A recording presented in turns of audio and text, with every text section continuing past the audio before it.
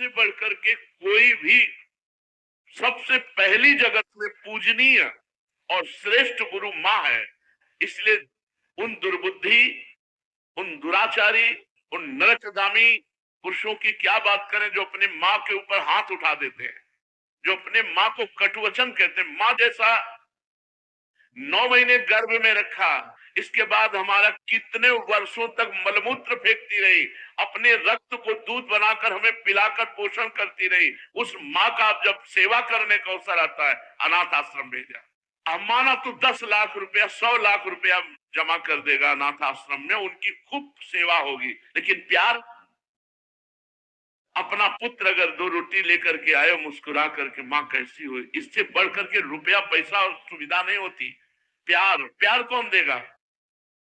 तुम बच्चे थे, तुम्हें अनाथ आश्रम में भेज जाती, जाकर के पैसा जमा कर देती, तेरा हालत क्या होता? आज जब माँ की सेवा का अवसर आया, ये जवान जवान लोग VIP बनते। ये धर्म है, धर्म निश्चित अपना प्रभाव दिखा कर रहता है। तो अधर्म करोगे तो दंड मिले। सबसे पहली बात समझ लो, माँ,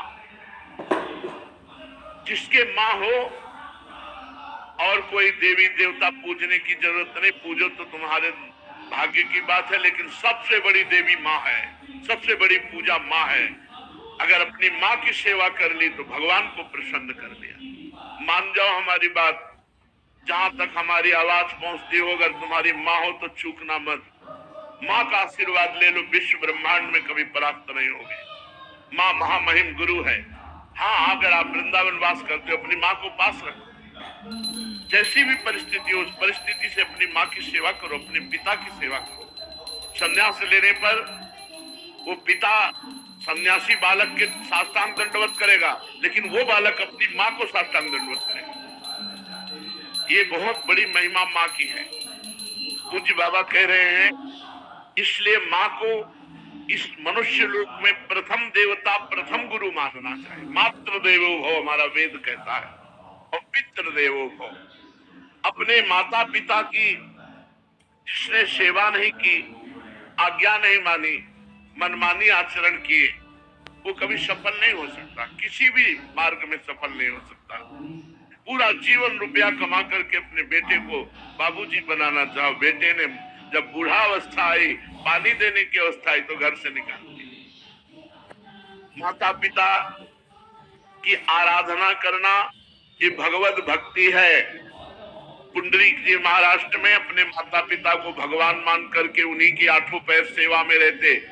तो आज भी जो विठ्ठल भगवान है, उन्हीं को दर्शन देने के लिए गए थे। एक ईंट डाल दी, उसी ईंट में खड़े हो गए। ऐसे आज भी खड़े हैं। ऐसे कहा, जब माता पिता की सेवा पूर्ण हो जाएगी तब महाराज आपके दर्शन करेंगे। माता पिता भगवान का स्वरूप है। ये आज जो वातावरण बदल रहा है, बहुत गुस्सा लगती है जब देखने को मिलता है कि जवान बहू और बेटा मिलकर के बूढ़ी माँ को मार रहे हैं। वो बेचारी उठ नहीं सकती, वो हिल नहीं सकती। अंतिम समय तक या तो जलोगे ऐसी जगह जहाँ बचाने वाला कोई नहीं होगा, या सड़ोगे। ऐसे अधर्म करने वाले को कभी कभी और हम कहते हैं, उस माँ से पूछ लो जिसको तुमने मारा है, उसी माँ से पूछ लो कि बोलो इसको क्या दंड दे, तो यही कहेगी कि कभी मत दंड देना। वो पिटते हुए भी यही कहेगी कि तू सुरक्षित रहे, तू सुरक्षित। एक माँ को मारा तो दूसरे भाई ने रिपोर्ट कर दी, पुलिस आई, माँ से पूछ रहे तुम्हें मारा? नहीं मारा नहीं, बातचीत हो रही थी, ऐसे धक्का लग गया। धक्का दिया? नहीं, हमारा धक्का उसको लग गया। छोटा लड़का कह रहा है कि इतना जोर जोर से डंडों से मारा, इसके शरीर को देख लो कितने डंडे पर। चुप। माँ का स्वरूप क्या होता है, समझो क्या स्वरूप होता है। पीट के अपमानित होके भी अपने बेटे को अपमानित और पीटने की इच्छा नहीं है। ऐसी वात्सल्यमयी माँ को, ऐसे पिता को जो मेहनत करके कमाते, अपने बच्चे का पोषण किया और वो जवान हुए, दंडों से मारते हैं, घर के बाहर रे राधा। ऐसे दृश्य देखने को मिलते हैं ना। ये खा खा करके सब जवान हुए हो और अब माता पिता की सेवा का अवसर आए तो मुंह चुराए घूमते हो। मुंह चुराने का समय नहीं है, अपने कर्ज उतारने का समय है, ऋण उतारने का समय है। अब माता पिता की सेवा कर लो, मातृ ऋण पितृ ऋण से उऋण हो जाओगे।